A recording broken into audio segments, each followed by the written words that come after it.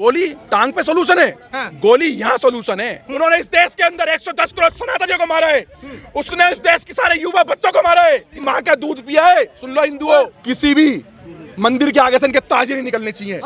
बदला लेना पड़ेगा। 110 करोड़ हिंदू हैं। अगर घर से बाहर निकल गए ना जिस दिन दिमाग खराब हो गया तो धरती पर जमीन कम पड़ जाएगी। तुमको भागने के लिए सुअर आदिल रसीदी। एक व्यक्ति जिसको पैर पे गोली मारी गई उसके लिए सारे 2 कौड़ी के नेता मातम मना रहे हैं जैसे इनका बेटे को गोली मार दी गई हो। लेकिन एक परिवार, एक माँ जिसने अपना बच्चा खो दिया, एक बहन जिसने अपना भाई खो दिया, एक बीबी जिसने अपने पति खो दिया, एक बाप जिसने अपना बेटा खो दिया, जिसका बच्चा चला गया, उस परिवार के लिए इनके दिलों में कोई संवेदनाएं नहीं है। इस सरकार में विकास दुबे का भी एनकाउंटर हुआ है, मुन्ना बजरंगी का भी एनकाउंटर हुआ है, मनोज ठाकुर का भी एनकाउंटर हुआ है और यादव जी का भी एनकाउंटर हुआ है। जैसे ही गोपाल मिश्रा का हत्याकांड हुआ उसके बाद में योगी जी की पुलिस ने लगातार 2 आरोपियों का एनकाउंटर कर दिया। बहुत बढ़िया, मुझे को बहुत अच्छा लगा। लेकिन मैं कहता हूँ वो जो गोली पैर में लगी है कहीं ना कहीं वो गोली माथे की हकदार थी। वो गोली अगर सर पर लगती तो ज्यादा अच्छा लगता हिंदू समाज को और कहीं ना कहीं उस परिवार को न्याय मिलता। लेकिन पैर में भी गोली लगी है और उत्तर प्रदेश के एसटीएफ प्रमुख अमिताभ एस जी ने भी बोला है उत्तर प्रदेश के अंदर कोई भी अगर इस प्रकार का दंगा करने की कोशिश करेगा तो चाहे सरफराज हो या आदिल हो या यूसुफ हो, सबका इलाज एक ही होगा कि उसके पैर में गोली होगी। और कहीं ना कहीं उत्तर प्रदेश प्रशासन एक नजीर बनाएगा। माननीय मुख्यमंत्री योगी आदित्यनाथ जी ने बोला है एनएसए के तहत, राष्ट्र विरोधी गतिविधियों के तहत उन पर कार्रवाई होनी चाहिए। आप एक बात बताइए, जहाँ इनके 50 मकान हो जाते हैं उस क्षेत्र को संवेदनशील घोषित कर दिया जाता है। ऐसे कैसे संवेदनशील घोषित हो जाएगा? क्या बहराइच भारत के अंदर नहीं आता है? उत्तर प्रदेश के अंदर ही बहराइच आता है। और एक कौम इस देश के अंदर सिर्फ और सिर्फ दंगा फसाद करने का काम कर रही है। वो कौम आप अच्छे से जानते हैं कौन सी है। आप बताइए, अखिलेश यादव टेढ़ी नाक वाले नेता, पूर्व मुख्यमंत्री उत्तर प्रदेश के, टेढ़ी नाक वाले बोलते हैं कि यूपी में तनाव है क्योंकि चुनाव है। अरे मौलाना अखिलेश यादव जी, मान लेते हैं कि यूपी में चुनाव है, झारखंड में कौन सा चुनाव था, असम में कौन सा चुनाव था, त्रिपुरा में कौन सा चुनाव था, हिमाचल में कौन सा चुनाव था, कर्नाटक के अंदर कौन सा चुनाव था? आप एक बात बताइए, देखिए अगर एक ही मैं कह रहा हूँ कि सारे के सारे आरोपी, सारे के सारे आतंकी एक ही मजहब के होंगे तो उनका एनकाउंटर तो होगा। इसमें मजाक देखने वाली क्या बात है? लेकिन मैं एक बात जानकारी देना चाहूंगा, मौलाना अखिलेश यादव जी का शायद डाटा कमजोर है।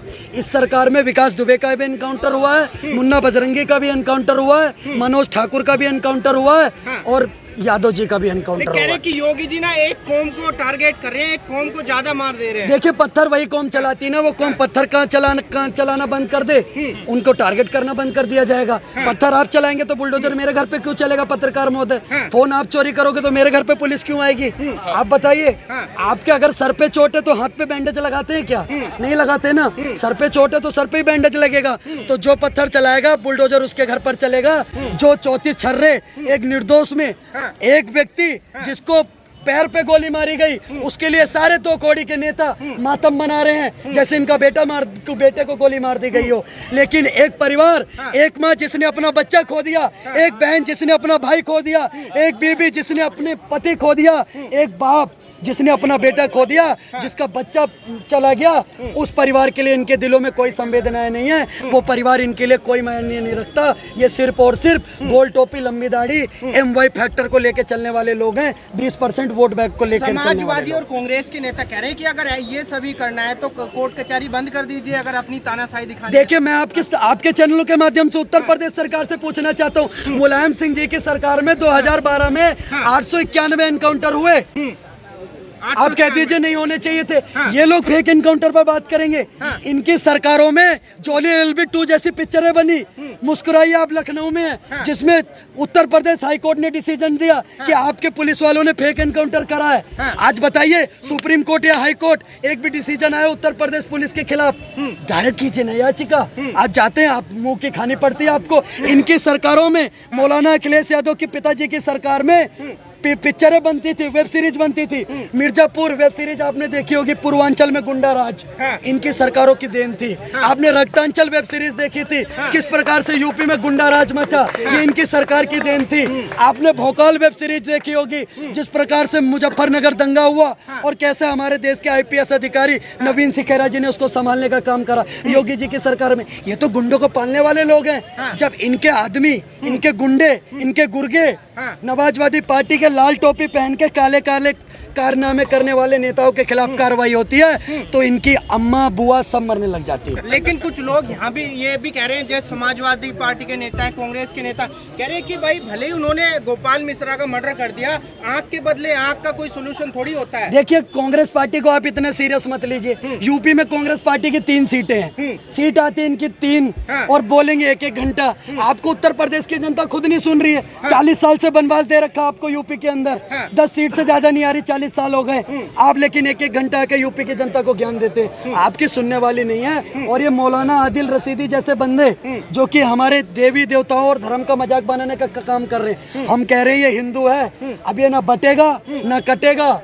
अब हम आवेदन निवेदन नहीं करेंगे। अब मौलाना आदिल रशीदी जैसे दंगाइयों पर जो हमारे देवी देवताओं को गाली देते हैं उनके साथ दे दनादन करेंगे। इतने चैनलों पर डंके की चोट पर बोल रहा हूँ। और इस बात को सुनिएगा, एक बात और सुनिएगा, एक 9 साल की बच्ची के बलात्कारी को ये लोग बहुत ज्यादा समर्थन करते हैं, लेकिन अगर हमारी दुर्गा माता, हमारे राम जी, हमारे धर्म के बारे में बोलोगे तो ईंट से ईंट बजा देंगे। ये पोहे वाली भीड़ नहीं है जो 10 लाख आदमी लेकर के ये इम्तियाज अली खड़ा हो गया था महाराष्ट्र के अंदर। 110 करोड़ हिंदू हैं। अगर घर से बाहर निकल गए ना, जिस दिन दिमाग खराब हो गया तो धरती पर जमीन कम पड़ जाएगी तुमको भागने के लिए। सुअर आदिल रशीदी, इस बात को ध्यान रखना। तो जमीन कम पड़ जाएगी, बिल्कुल जमीन कम पड़ जाएगी। सरकार विफल है उत्तर प्रदेश में। मैं क्या कह रहा हूँ, मेरी बात सुनिए। हम जब तक राम जी को मान रहे हैं, जय श्री राम के रास्ते पर हैं, हमें रहने दो। जिस दिन हम हर हर महादेव पर आ गए तो आदिल रशीदी जैसे मौलाना ये सऊदी, तुर्की और ईरान में नजर आएंगे। जैसे हसन नसरुल्लाह ठोक दिया गया ना, ऐसी कोई हिंदू आएगा और ठोक करके चला जाएगा। अरे मैं कहना चाहता हूँ, हिंदुओं, सिर्फ और सिर्फ एक लॉरेंस बिश्नोई जैसा कट्टर हिंदू जागा है तो सारे के सारे ये बॉलीवुड वालों की फटी पड़ी है। और जिस दिन 110 करोड़ हिंदू सनातनी जाग गया तो ऐसे मौलाना भागते हुए नजर आएंगे। इस बात को ध्यान रखना। क्या लग रहा है विजय भाई, जिस तरीके से योगी जी ताबड़तोड़ एक्शन ले रहे हैं, 2 आरोपियों को एनकाउंटर में गिरा दिया आज, लेकिन कुछ लोग कह रहे हैं कि योगी जी बदले की भावना से काम कर रहे हैं। नहीं गलत भाई, कर रहे सुनो हैं मेरी बात। पहली बात, योगी जी क्या कर रहे हैं हमें नहीं समझ आ रहा भाई। मैं सीधी बात बोल रहा हूँ, गोली टांगों पे क्यों लगी भाई? सर पे क्यों नहीं लगी? छाती पे क्यों नहीं लगी? उस माँ के आंसुओं से पूछो ना। उस माँ का कलेजा फट रहा है। कोई 9 साल की बच्ची का बलात्कार कर रहा है, कोई 4 साल की बच्ची का बलात्कार कर रहा है, कोई बच्चों के 35 टुकड़े कर रहा है, कोई 3-3 बच्चों के मदरसा छापिए, बलात्कार करने के बाद जिंदा यूपी के अंदर लटका दे रहे की करके पेड़ पे। कोई सुमित गुर्जर को मार रहा है, कोई मेवात में मार रहा है। ये रही भाई फोटो, ये रही। गोली टांग पे सोल्यूशन है, गोली यहाँ सोल्यूशन है। अब उस कुत्ते जिहादी को योगी आदित्यनाथ जी की जो पार्टी है, जो सरकार है, जो महाबर, वो हमारे हिंदुओं के टैक्स से उसको सिक्योरिटी दिलवाएगी, उसको जेलों में खाना खिलवाएगी। मैं हाथ जोड़ के कहना चाहता हूँ, मर्दो सुन लो, हिंदू मर्दो, तुमने चूड़ी और लिपस्टिक बिंदी लगा ली है क्या? आज माओ का कलेजा फटे जा रहा है। आज माए बाहर निकलने के तैयार है। अखिलेश यादव कहते हैं कि जब संवेदनशील क्षेत्र था वहाँ पर प्रशासन को क्यों नहीं पहले तो अपनी ऐसी तैसी करवाने के लिए अखिलेश यादव, तू अपनी ऐसी तैसी के लिए, वो मुल्ला यादव तू जो है, तू अपनी ऐसी तैसी करवाने के लिए मुख्यमंत्री बन रहा है।